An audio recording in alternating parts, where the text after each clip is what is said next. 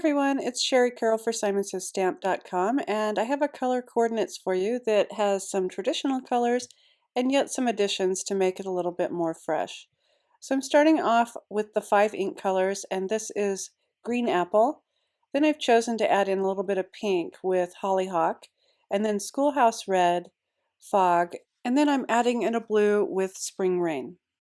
To create the ornaments for my card, I'm using the Tim Holtz die, and this one is called Retro Ornaments, and they're really fun shapes. I've cut those out of Nina cardstock.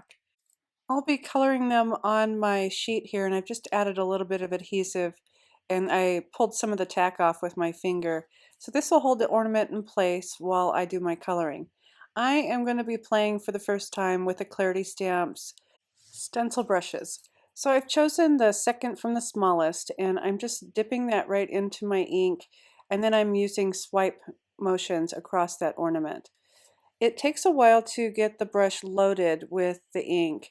Right now I've kind of pinched the bristles together so that I get a little bit tighter color. So right now it's very light, but as I go and I get more ink into the brush, it does start to fill in quite fast. So at this point I have colored my bulb, and I've left stronger color at the right side and less color at the left side. So I'm going to go ahead and start in with the schoolhouse red. This is a little bit stronger color, so I'm going to dab that off a little bit just so I get a little bit softer color.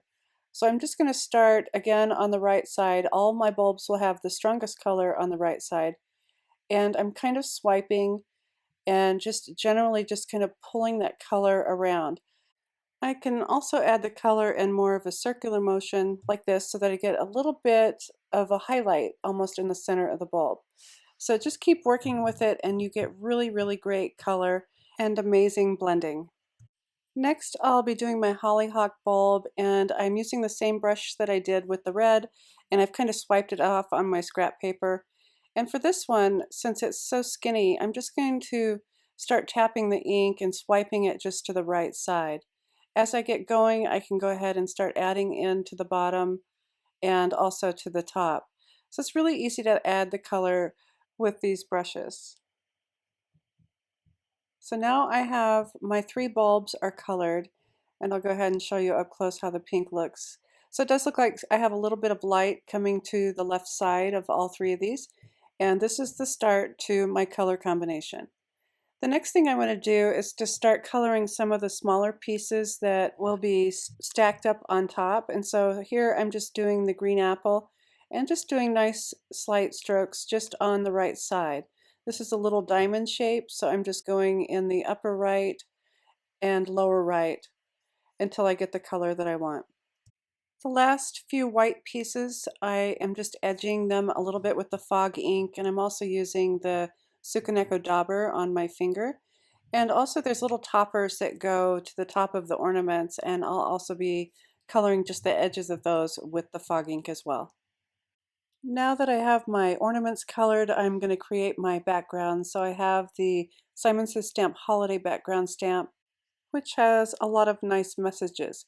So I'm using a piece of fog cardstock for this, so I'm going to be stamping white onto fog. And for that, I'll be using the Simon Says Stamp White Pigment Ink. And once I have that well inked, I can go ahead and place my cardstock right on top of the stamp. And for this, I really want to make sure I have it lined up well since it does have words. So once I have that on there, I can go ahead and put down a piece of paper towel, and then I can move my hands around on the paper towel, pressing that paper right into the stamp. And when I'm done, I have a really nice faded, pale message for my card. So I've gone ahead and added my ornaments onto this panel of cardstock, and I've added some string which I've wrapped around to the back. Also on the back I've added some double stick tape, and I'll be adding a piece of fun foam for a little bit of dimension up off the card. To add the panel to my note card, I'm just using my tape runner, and I'm going around just a little bit inside the perimeter so that I can place this panel down. I always add a little bit to the center as well so that I have really good hold. So now I can just put my panel on top and make sure I have it lined up to the edges and then press that down. I am creating little bows out of my silver thread, and I've just tied those like I tie my shoes, and then I adjust the bow by pulling the loops and the ends until I'm happy with it. And to glue those down, I'm just using a little bit of glue and I'm going just below the ornament topper and just adding a small dot of glue, and then I can just put the bow in place. Here's a look at my finished card. In addition, I also added a few hearts and colored those in pink.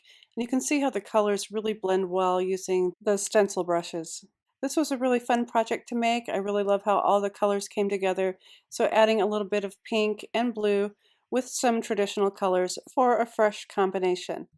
So I hope I've given you some inspiration on pulling out your inks and coloring some paper and trying a color coordinates. And as always, thanks so much for watching.